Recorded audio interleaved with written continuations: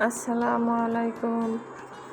Mahinur daily লাইফে আপনাদের স্বাগতম জানাই। আশা করি আপনারা সবাই ভালো আছেন। আলহামদুলিল্লাহ আমিও ভালো আছি। আজকে আমি আপনাদের সাথে শেয়ার করব chicken korma recipe. Chicken korma recipe রান্না করার জন্য আমি প্রথমে চুলায় একটি হাঁড়ি বসিয়ে দিয়েছি।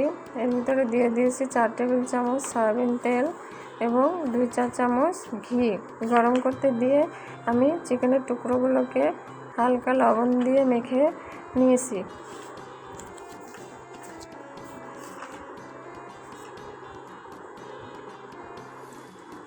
তেল এবং ঘি গরম হয়ে গিয়েছে। এখন আমি মেখে রাখা চিকেনের টুকরোগুলো দিয়ে দেব।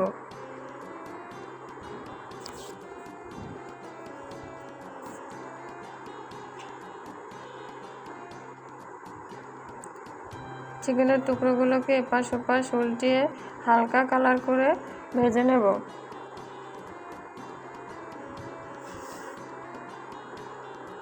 ভাজা হয়ে গেছে। এখন আমি চিকেনের টুকরোগুলোকে একটি পাত্রে তুলে এক সাইডে রেখে দেব। এখন আমি চিকেন ভাজা তেলেই হাফ কাপ পেঁয়াজ ভেজে নেব। পেঁয়াজ ভাজা হয়ে গেছে। এখন আমি দিয়ে দেব হাফ কাপ পেঁয়াজ বাটা দিয়ে হালকা ভাজবো। এখন আমি এর ভিতরে দিয়ে দেব 1 চা চামচ রসুন বাটা, 2 চা চামচ আদা বাটা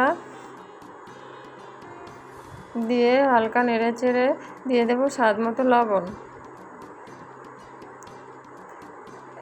এখন দিয়ে দেব কাজু বাদাম বাটা, কিশমিশ বাটা এবং কাঁচামরিচ বাটা একসাথে দিয়ে সব মশলার সাথে ভালোভাবে কিছুক্ষণ কষিয়ে নেব। দিয়ে দেব 1 চা চামচ জিরার গুঁড়া, 2 চা চামচ ধনিয়ার গুঁড়া। এখানে আমি জিরার গুঁড়াটা একটু কম ব্যবহার করেছি। এবার সব উপকরণ ভালোভাবে কষিয়ে নেব। মশলার গায়ে থেকে তেল ছেড়ে এসেছে। এ পর্যায়ে দিয়ে দেব 2টা দারুচিনি, 2টা সাদা এলাচি এবং 1টা কালো এলাচি, 1টা স্টার মশলা দিয়ে কিছুক্ষণ নেড়েচেড়ে এর ভিতরে মশলার ভিতরে দিয়ে দেব ভেজে রাখা চিকেনের টুকরোগুলো দিয়ে ভালোভাবে কষিয়ে নেব মশলার সাথে। ভালোভাবে কষানো হয়ে গেছে। এখন এই চিকেনের ভিতরে 2 কাপ পরিমাণের লিকুইড দুধ দিয়ে দেব। দুধের সাথে চিকেনটাকে ভালোভাবে নেড়েচেড়ে রান্না করব সিদ্ধ হওয়া পর্যন্ত। ঝোলটা একদম ঘন হয়ে এসেছে। এই পর্যায়ে আমি দিয়ে দেব বেরেস্তা করে রাখা পেঁয়াজগুলো। স্বাদ এবং ঘ্রাণের জন্য দিয়ে দেব 2 চা চামচ ঘি। এতে যেমন খেতেও ভালো লাগবে তেমনি অনেক সুন্দর একটা ঘ্রাণ আসবে। হয়ে গেছে আমার চিকেন কোরমা রেসিপি। এখন পরিবেশনের জন্য একদম তৈরি।